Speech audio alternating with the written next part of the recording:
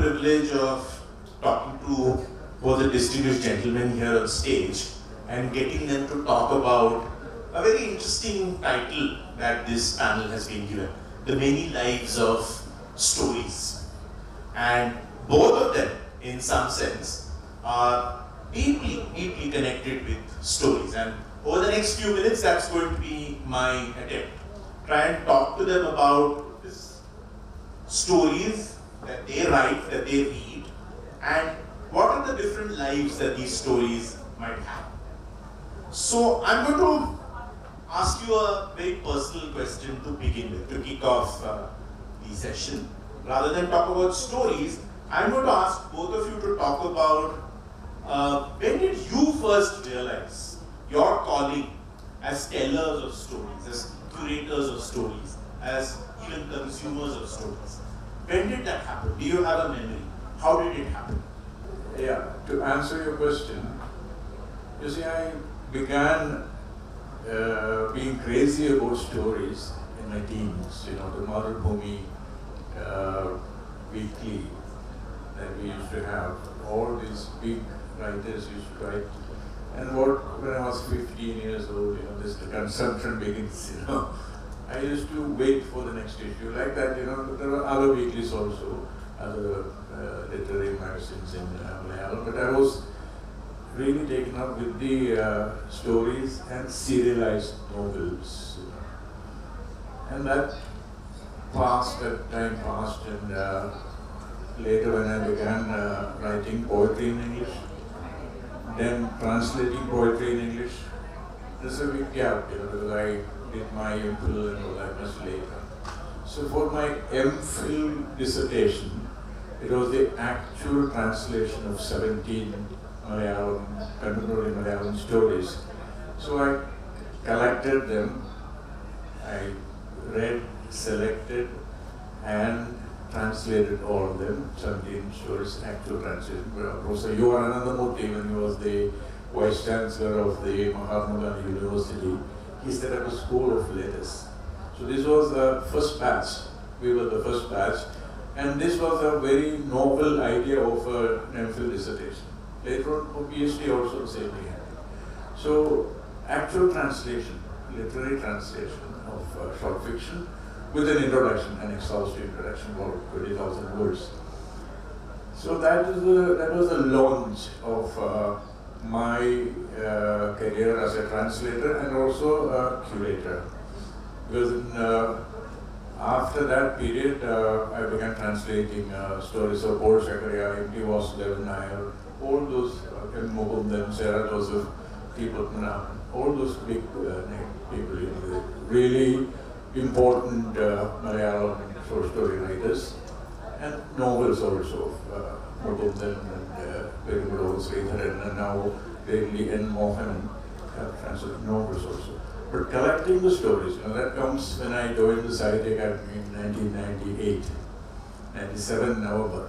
So now is the time. And November 7th is when I joined the Sahitya Academy, Indian Literature's assistant editor, and Shiv Prakash was the editor. So we as a team, we followed the tradition of publishing short stories, along with, you know, poetry. Or, you know, in Indian literature, this hasn't changed. The pattern hasn't changed from the time Professor Sachidanandan took over in 1993. It is almost the same kind of pattern. So we carry short stories in translation, then poetry, literary criticism, travel, and all that. But the short story is a very strong component of each Indian literature, if you see. So going on, because I was also, you know, I used to read all these submissions and make selections from them and put them up to the editor for approval. And, you know, we used to publish it from 98. Till I became editor in 2007. It was in between Nirmal Gandhi Padacharya, who was editor.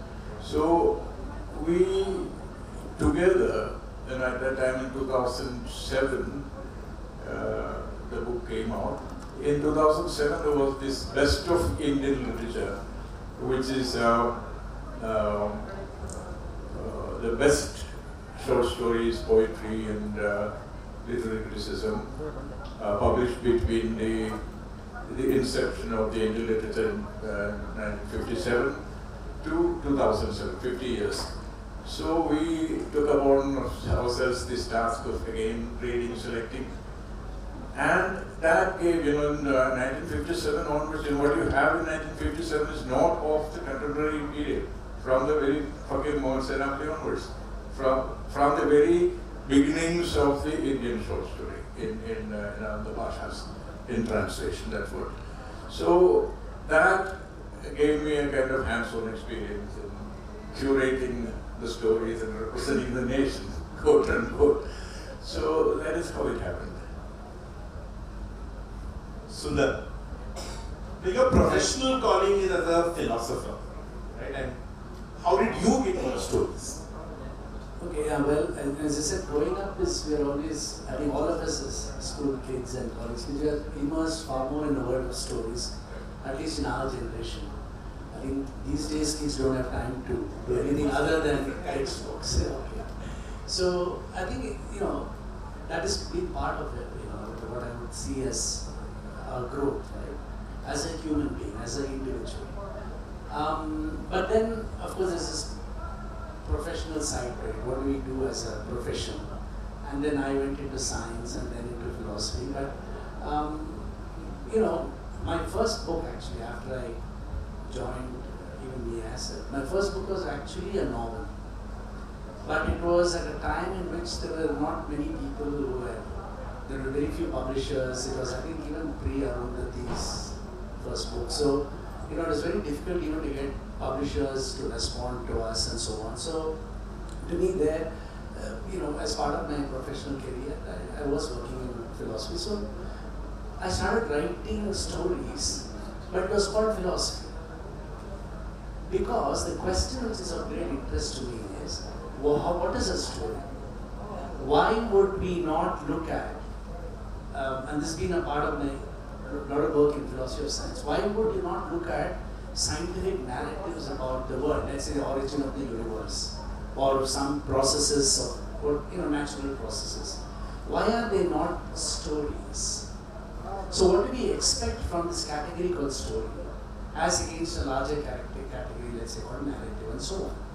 So even in all my philosophical writings, in all my books earlier towards the publishing of the novels, I see it as a storytelling of a particular kind.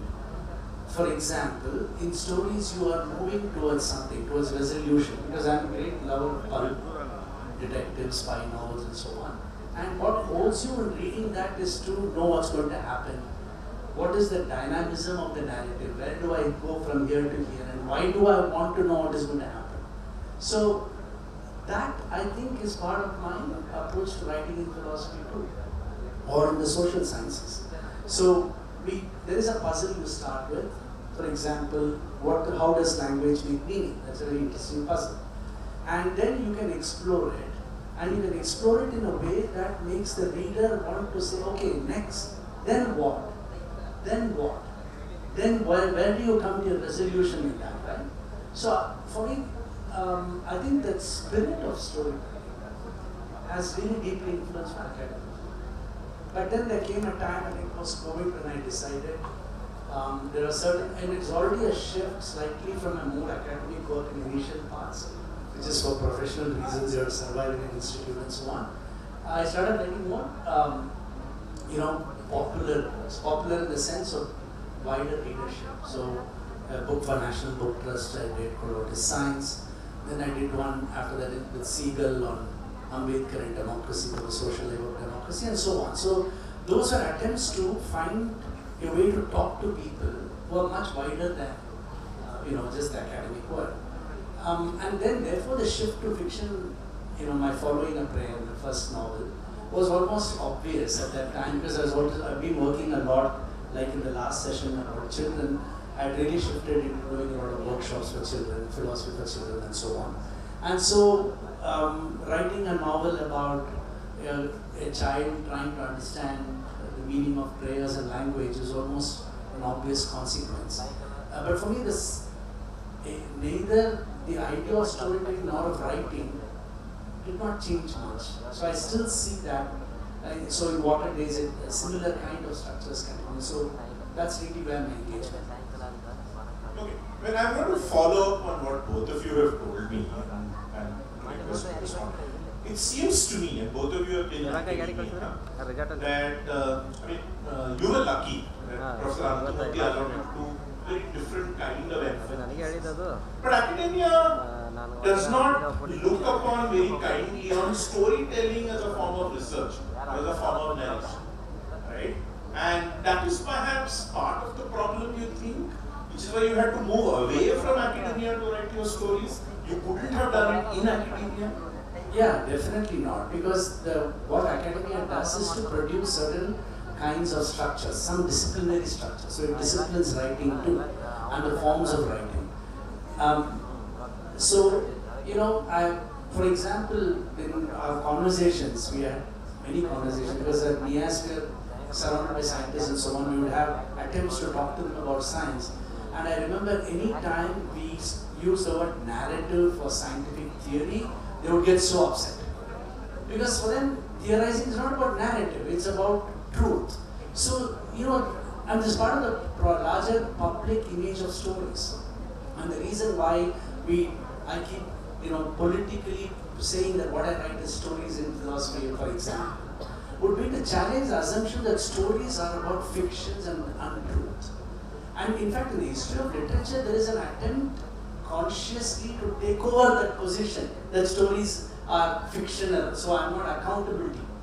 So, but the fact is, stories don't have to be. In fact, stories carry great grains of truth in them, and that's why people read them. But you still want to have a facade that it is not about truth. So I kind of think, forget about other, scientists respond, natural scientists. Social science begins with a fundamental tension between literature as fiction and writing about society. Just a very brief line, there's such a lovely history.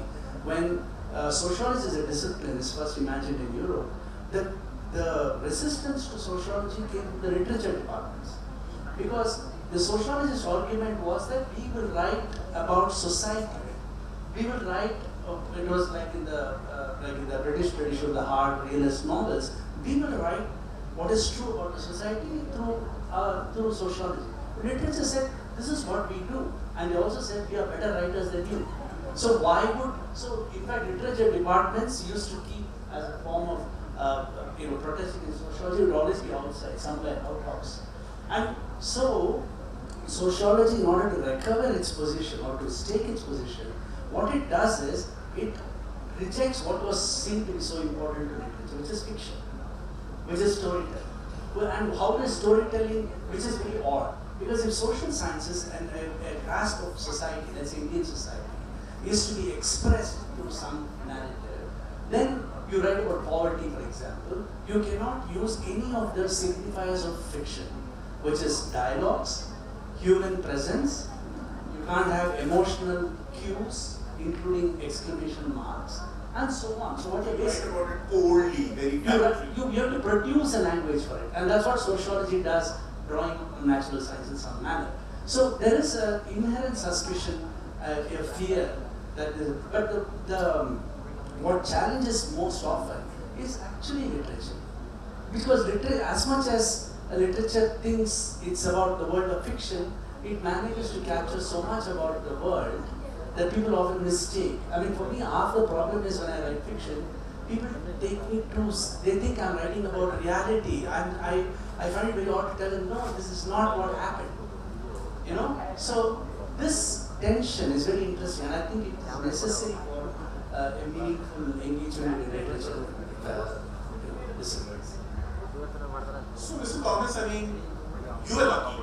Professor Anandamurthy gave you the leeway to write your MPhil thesis, to conceive your MPhil thesis this way. But you were probably the only lucky one. That door that Professor Anandamurthy opened, I'm sure subsequent vice chancellors and literature deans shut that door forever. Nobody's ever written that kind of MPhil thesis after that. There were many more. There were more? Yeah, it continued, but the nature of the School of Letters changed, because gradually it had to become an MA department. Otherwise there will be no So it had promotion. become very There was formal no and promotion, and all the, I'm sorry about, defining teachers like that, but careerist teachers, they wanted promotion channels and, those things. So integrated MPhil courses came to an end, and with that kind of creative freedom and all that engaged by students, because the professors, all the senior lecturers, they will decide, what to think, what to imagine, all that. That kind of thing happens. Storytelling was pushed out. I don't think so. It's still there, but people were not encouraged. I think. Marginal presence. Yeah, but you were, during your interaction with Sundar, and Sundar was saying this about, academics, narratives, even in any of the humanity streams. I think in research, you're not supposed to, even think of narratives. That's the way it is. And the kind of cold, unfeeling language that you use for research, impersonal language that you use for research, that's enshrined in the whole of research. I think now it is changing. Now with the interdisciplinary kind of thing coming, that's a change. There's a change coming. But again about creative writing courses, they deal with actual creative writing. That is there. That is the only saving grace in the whole of research. Yeah, I think so. Okay, I'm going to change tracks a little bit here, and I'm going to ask you a question. I'm going to briefly explain why I choose to ask this question. Right? And the question that I have for you is the idea of India, in some sense, right?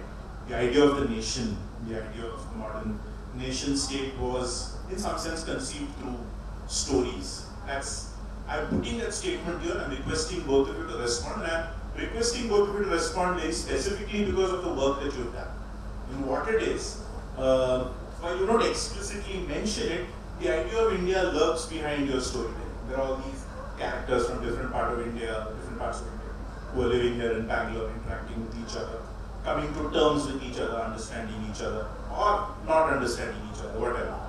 Whereas your work has been, as editor of Indian literature, you engage with the Indian literature as a whole. And of course, recent work, the edited volume of the best Indian stories. Again, you're engaged with the idea of India. Yeah, this is his latest book. It's called 100 Indian Stories. Right? 100 Indian stories from different parts of India. The best Indian stories. So, is it right to say, is it right to think even, that the idea of India owes its genesis in some way to stories, or storytelling was an important part of the conception of creation of the idea of India? I was trying to escape the hard question, very clear to say. No, yeah, so, I think definitely, so you have to ask the question about idea of India for whom. So if idea of India, is seen, if you see it as a conceptual term, it has different representations, different descriptions and different disciplines. So political science produces constantly an idea of India through various writings, pre-independence, post-independence. And it produces it not necessarily in terms of, if here we mean by stories as, one of the markers of a story is a trajectory of individuals, some events of individuals, as against a trajectory of a nation. But the same structure of storytelling, that is following a path of an event or a particular event in an individual's life, becomes a mode of writing about the nation. So you write about the story of the nation, but they are disciplined by, let's say, the political science structure. Sociology has always had a very long engagement, both from the influence of anthropology, which first constructed various kinds of hidden communities in India. So the anthropological and the Oriental, the great Oriental project, the British project, was actually to discover India You know, whether the discovery of Sanskrit language, early text, I mean, among other discoveries, imagine when I first went to Nalanda, because I was doing some workshop there, Buddhism, and I go to Nalanda, and then it is such a wonderful, really inspiring place. But then that was discovered just in the 19th century by some British explorer, because people didn't know where Nalanda was. All you had were some mounds, and even now, the famous example of the Nalanda library, which burned for 6 months, when I went at least last time, nobody knew where it was. So the production of this notion of civilization, the idea of India, and there's been a very interesting point made by historians that prior to the first War of Independence in 1857, the mutiny, the writings about various Indian textual traditions, etc., were quite complimentary, even by the Britishers. So there is a shift in the tone of what they write and how they represent India post 1857. So this is a question is, for whom were these Britishers producing this idea of India for? Through these various different disciplines, including in philosophy and so on. Whereas the question you are also asking is, I think, a more important question. How is the idea of India produced in ordinary people? That is, in people who don't necessarily depend on their disciplines to produce a particular concept. For them, it is definitely their only access to anything meaningful in terms of discipline, etc., comes from stories. It comes from folk stories, where you don't have to call it India, but the notions of a nation is reproduced in very interesting. For example, one of the rituals I was studying, it's a very common ritual in Hinduism. They keep invoking repeatedly the word Bharat. Bharat as a location where you do the particular ritual, okay? Where you locate that ritual, by locating it as saying, I'm doing it in Bharat, etc. Okay? So these become part of what we understand as a larger, I don't know, whether it's a nation or not. We can quibble on this, but definitely, okay, if you want to look at what India is in that sense, because I think there was also mention about it in the inaugural session, very often in many of these descriptions, they are about communities, they are about local, it could be a caste group, it could be a particular religious sect and so on. So they are the ones who are performing those things. But in that performance, there's always an invocation of a larger imagined part or whatever, right? So whether that translates into what we see as modern understanding of a nation, or the definition of India as linguistic collection of linguistics. I think it is there in their imagination, in looking at some that they belong to something which is broader than them. That imagination is very much present. Your response. I have prepared a little anticipated this question. Yeah. So the idea of India has featured both emerges from literature, from the very first Indian poet Henry Louis Vivian Desrosiers' poem "To India, My Native Land." That's how in literature we find India. That's the beginning.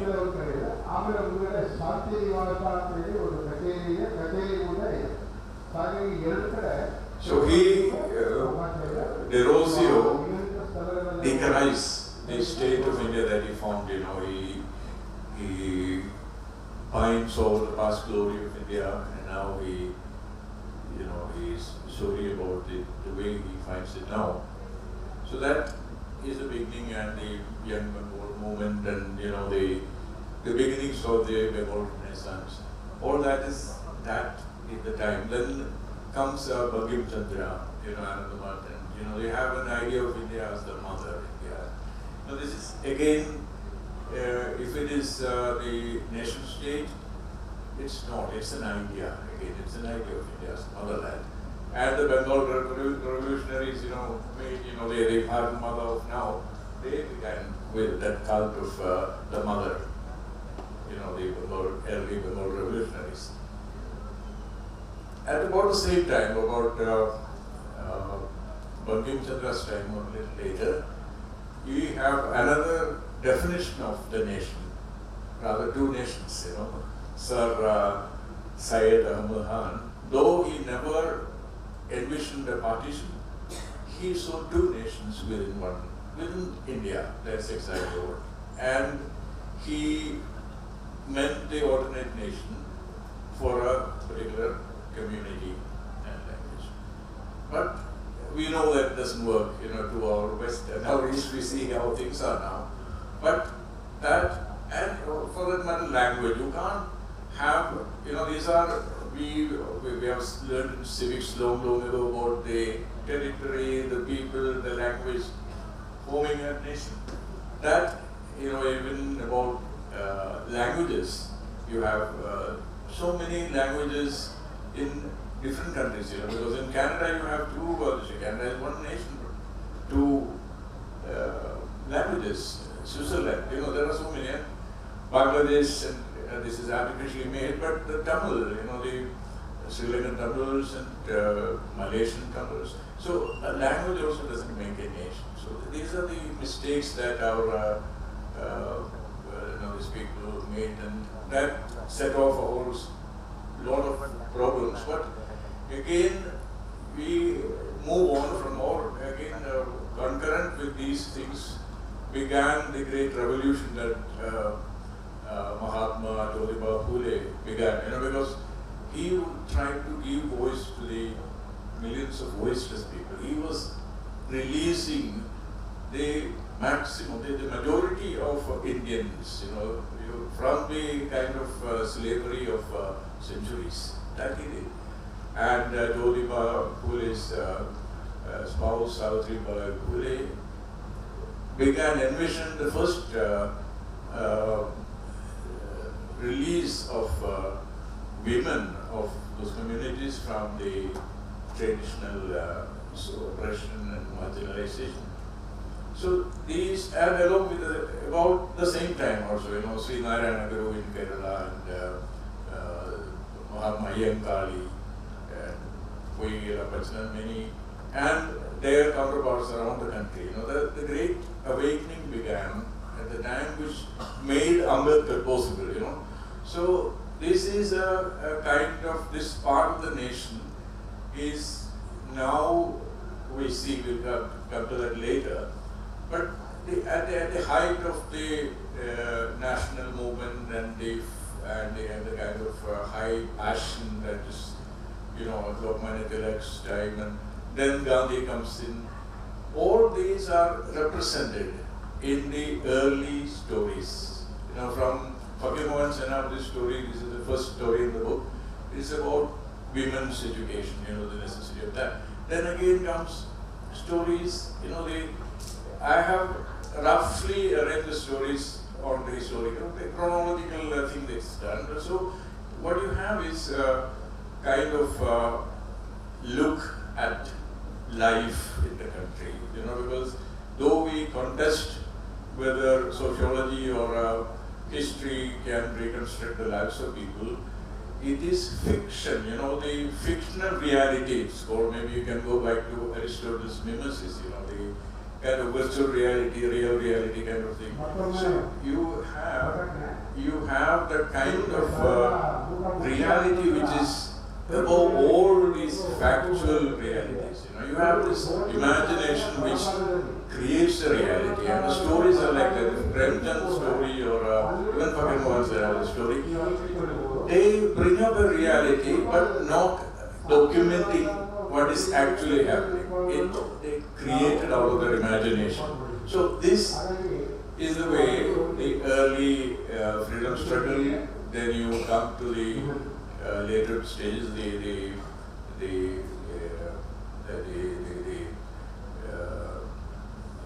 later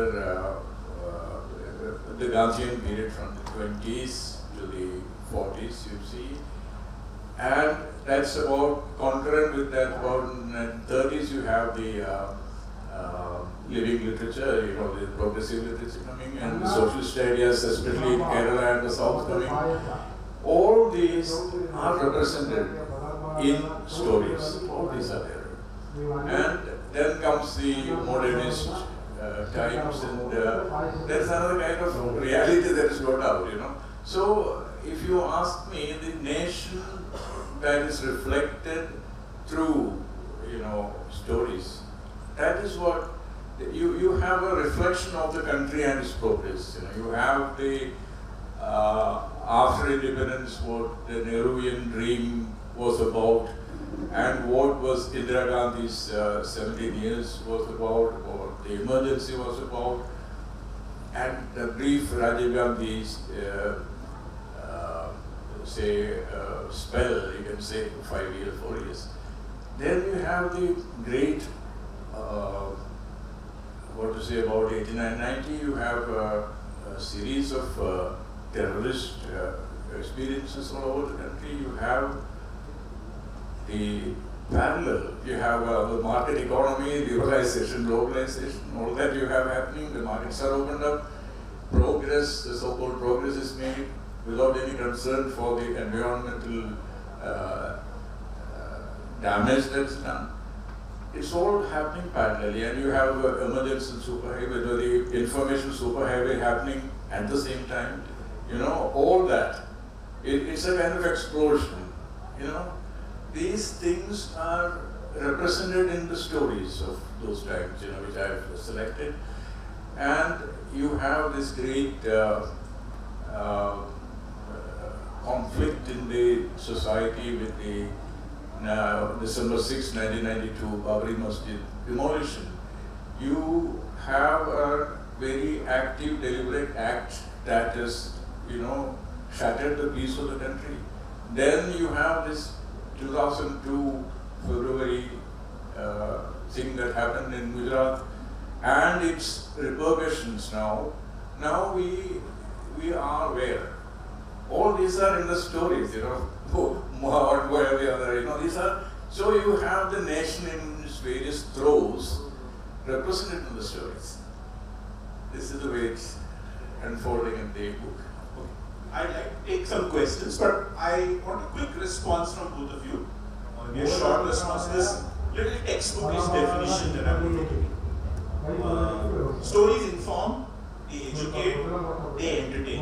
What other lives do stories have in your view? There's a very important function of stories. And just to add, to explain that, I'll tell you very briefly what I mean. You know, the real big distinction between producing an idea of, let's say, as a concept of India and stories. One, we saw that stories was largely about individuals, for example, largely, primarily about individual events of particular kind. But the real distinction is the fact that stories don't have to be justified. And it is actually very interesting. I mean, in the sense, if somebody looks at Water Days and they look at, is this how the Bangalore transition, you know, pre-IT, or is this what Matikere was, the area I write about? If I wrote it as a sociological text or even as some kind of philosophical reflection, there has been a lot more critique of my justification. Why am I saying that? Have I looked at enough people? Here is the evidence. What is the evidence? Here it is just one group of, very small group of people, and a particular event happens, and I'm just sticking with it. I'm just producing a world around it. Yeah, and I am not under the pressure of justifying myself at all. And this is why a lot of writers get away with this freedom of being able to write something without having to justify yourself in some sense. But the problem is, as readers, and this is a very human condition, that we tend to generalize. We read stories and people think it's about how Matikere people are. For example, one of the characters, not really a pleasant character in my novel, What It Is a Malayali. It just so happens, there are a lot of very good people in different communities now. And one of the person who wrote about this book felt that I have had problems with Malayali. After looking at that character, I'm like, no, it is about this person who was there and this particular thing happened. So the tendency for us to generalize from stories is too deep. So we read stories as stereotypes. And so it is a stereotyping of it that actually produces a larger imagination. If we stick with the stories and say, this is just about you and this is what happened, I stick with it, I'm fine. But then, so what I'm trying to say is and the idea of generalizing is the first step of theorizing anyway. Okay? You're moving away from the individual, you're talking about a collective. So that's where that becomes a discipline, academic. So people are all academicians. When they read a story, they are assuming something, that I'm saying something about Bangalore, something about Matikere, something about Malayalis and so on. Right? But then, what is the other function? So we learn a lot. We generalize a lot. We know about other communities by reading one story of this particular kind and so on. But I think one of the most important functions of stories, especially in contrast to academic narratives, if I want to use the word, is the fact that there is a moral dimension to stories. Stories can provoke you morally. The moral provocation can happen through use of emotional registers, for example. So producing immense sadness, producing empathy towards characters and so on. But those are what we resist in a larger academic writing, even though they are narratives of a particular kind. Because the point is you don't want to bring quote unquote various kinds of emotional responses to your text. Even if I'm writing a sociological text on poverty, at the end of it, I just read about some measures of poverty. But because of this character, stories can therefore have this very deep dimension of provoking morality, but also provoking other extremes.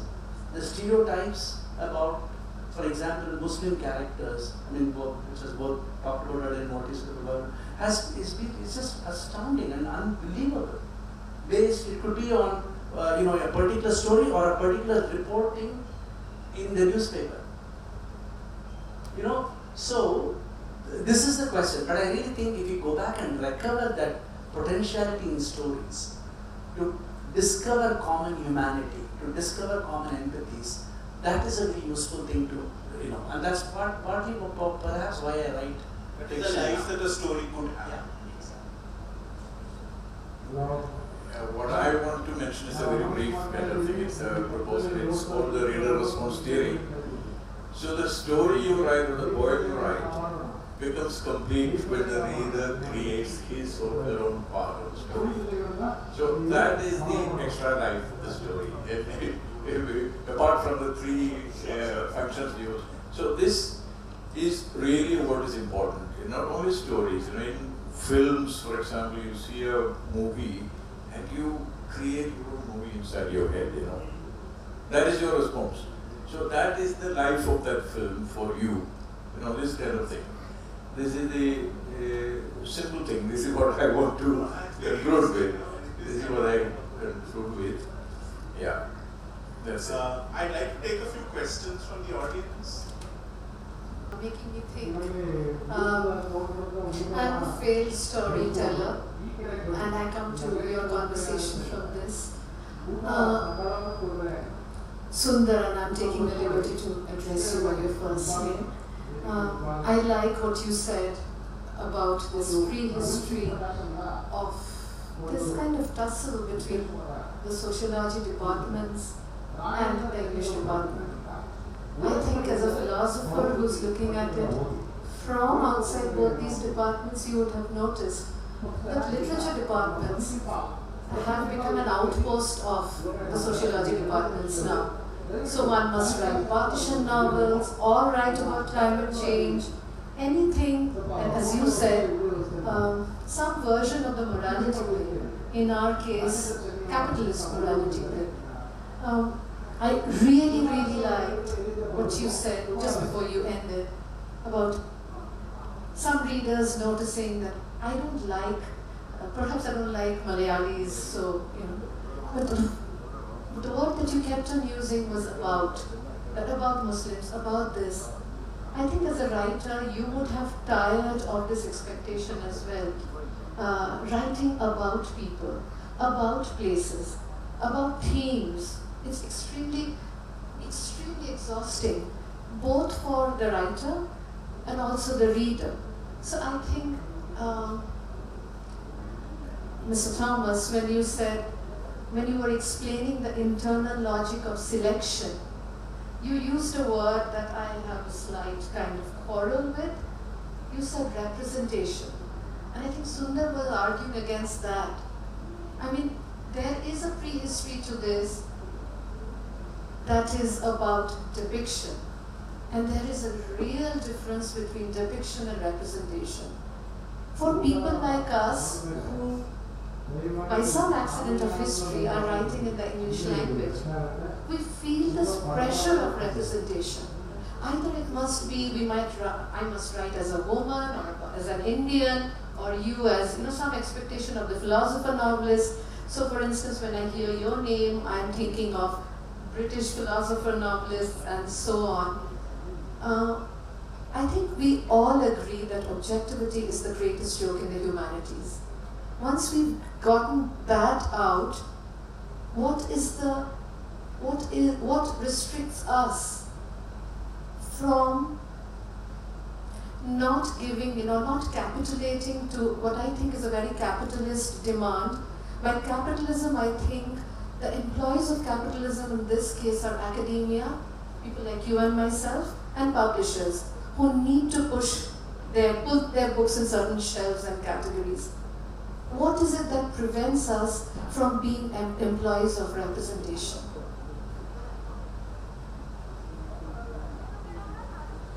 I don't know whether I use representation in that sense, because I was talking from the point of view of an editor, compelled by,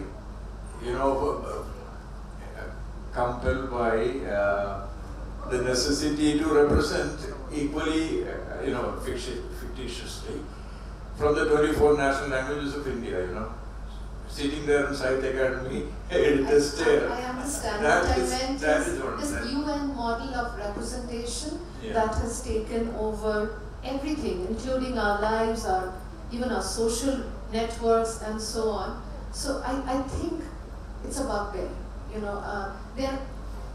This whole idea, just as objectivity is a joke, this whole idea that India can be held in 24 languages is also, it's a self-repeating joke, I think. These are all the old structures, which is there, accepted.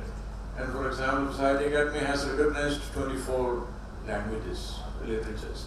There are so many outside. You can't call them minor languages because there are people. So there are other languages, tribal languages also. All these, in literature, with Shubhrakash and I, before that Sachidanandan beginning, we tried to include, not only from the 24 national languages, from all these which were technically marginalized. So after we did that kind of thing, the kind of Bhasha Samman was instituted. That kind of thing. Again, it's about representation. I agree with you that representation builds stereotypes. So we don't want that really. As a writer, imagination is what I care about. You create in your loneliness, in the space that you create whatever you create. You're free. You're not compelled, you're not urged to put this product before the consumer. No. So this is my idea of the ideal imagination. No representation. Thank you. That's a very important question. I think I struggle with it. Whether it's academic or not academic, but particularly in non-fiction. So Water Days is actually about a small area. The end of 1990s, Bangalore is rapidly changing, and people come from all over. So it's about migration. It's about language identities and how one strives with it. But it's not a sociological or historical discussion. It's about a story of a girl who dies, and 13 days everything has to be resolved, whatever. Now, for me, the point is I'm very sensitive to this problem that people who read represent. And there are two ways of responding to it. Because I remember much earlier, I had written a play on Einstein. It was called Not an Ordinary Man, and we premiered it also at IISc. And it was actually based on Einstein's very difficult relationship with a daughter who he never acknowledged. And that was written as a book. I was very struck by it. And it was the 100th year of celebrating Einstein all over the world, all physics community, 2005. So they were all writing wonderful things about Einstein, so I wrote this play. And it is I'm trying to understand, but writing it is not about Einstein, but about looking at the larger problem of patriarchy in science. And that is such a deep issue of various kinds, okay? Now, at the end of it, and I thought I was very sensitive to Einstein, etc. But at the end of it, there were some scientists in the audience who were also good friends of mine, who came and told me that I had destroyed their last icon. And I felt really bad about it. It was not about Einstein, it was not me judging him in that way, right? But I realized that people are going to use it as forms of representation. So what I do in Water Days is two things. One, I am, I build a sensorium of Matike. I am not writing about, I am building the environment. I am building a climate of that place. How do I do it? I begin by asking, a story is not present in somewhere in front of me and then I write it down. That's the scientific representative model. A story is not there.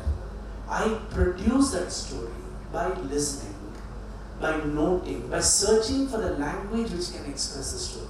I don't have a language for the story.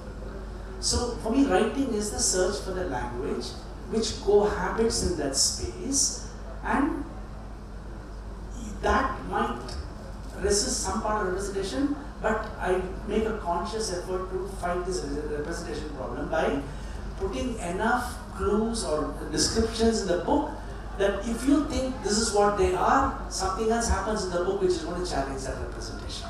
So it just confuses the reader that there is no single stereotype or representation possible, and that as a writer I keep trying to put in the points about how do you make sense of these characters, resist your point of stereotyping and generalizing. That's one attempt. But then it's only readers who can tell me whether it worked or not. So. If I were to ask you to choose your favorite stories, what comes to mind? Again, I think it's a function of time, right? So, when I was a kid, I loved reading Chandamamas. It was like my grades opening out into these words, Amarchitra Kada, Chandamama, and so on. And in that particular thing, there is one set of stories which really caught my attention, that Betal stories. Yeah, and so at that time, yes, it was that. So again, you had asked me at different time periods. Then I discovered Agatha Christie, and so that was great. And then now more than Jean Le Carre spy novel. So I really think, but I would go back to that Betal stories or the Chandamama stories as very deeply, which probably provoked my whole storytelling imagination. See, though I call myself a poet, I'm also a story writer. I'm just revealing it now. I've written about 10 stories which are there. 3 are published, but I write stories also. So this is the kind of similar, it's not because I used to read a daily story, but much before that, that's a genre I tried and failed so far, but I haven't given up. There are so many, at least 30, 40 books are there.